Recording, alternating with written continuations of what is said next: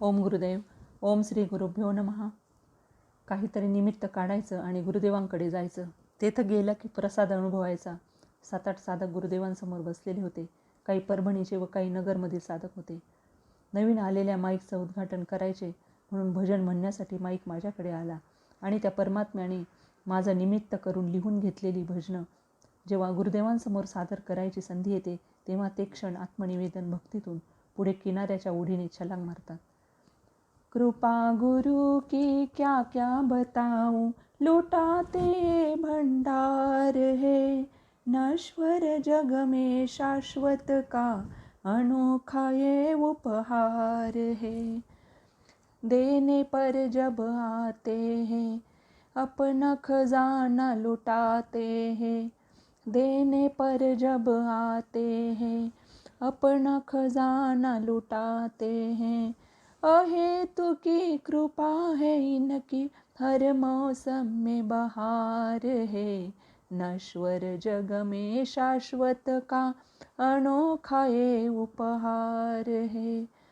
जब भी बातें करते हैं कुछ ना कुछ वो देते हैं, जब भी बातें करते हैं कुछ ना कुछ वो देते हैं. देने का अंदाज निराला, देना भी भरपूर है, नश्वर जग में शाश्वत का अनोखा ये उपहार है.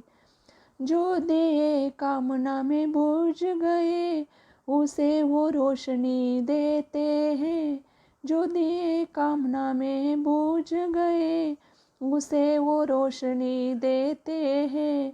अंधकार भरे जीवन में लाते ये निखार है, नश्वर जग में शाश्वत का अनोखा ये उपहार है.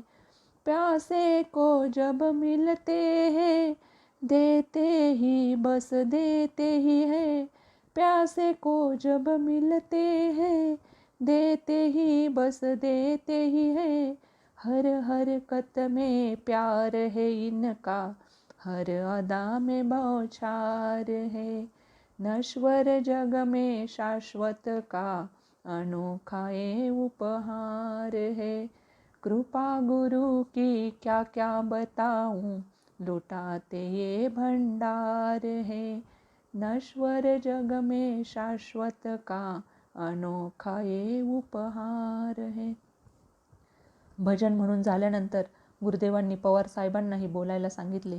तेव्हा ते म्हणाले, बऱ्याच जणांना प्रश्न पडतो की आपल्याला जीवनात जे काही यश प्राप्त होतं ते परमेश्वराच्या कृपेने मिळतं की आपल्या मेहनतीने. यावर एका संतांनी समजावून सांगितलं. ते म्हणाले, बँकेमध्ये आपण लॉकर काढायचं,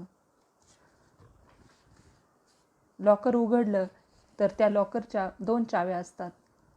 एक चावी आपल्याकडे असते व दुसरी चावी बँकेच्या मॅनेजरकडे असते. ते लॉकर खोलायचे असते त्यावेळी दोन्ही चाव्यांची गरज असते. फक्त आपल्या चावीनेही ते लॉकर उघडत नाही किंवा फक्त मॅनेजर जवळच्या चावीनेही ते लॉकर उघडत नाही.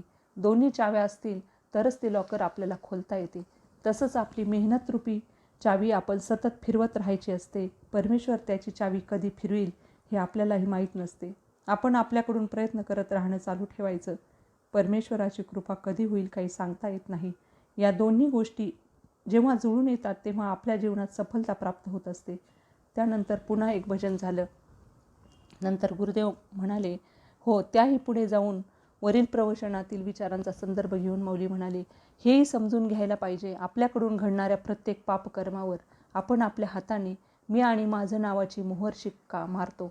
जसं बँकेतील चेकवर आपण सही केली तरच तो बँकेत ग्राह्य धरला जातो, तसं मी आणि माझं नावाची सही आपण कर्मरूपी चेकवर करतो. त्यामुळे तो आपल्या प्रारब्धरूपी बँकेत वटला जातो. त्याची नोंद या प्रारब्ध बँकेत होतेच होते. जे घडून गेलेले आहे त्याचा विचार सोडून देऊन पुढे कर्म करताना सावध राहिले पाहिजे. जसे एखादी व्यक्ती नोकरी करत असते तेव्हा तो जे काम करतो त्याचा चार्ज त्याच्याकडे असतो. त्या कामाविषयीचा सर्व लेखाजोखा त्याला दररोज ठेवावा लागतो.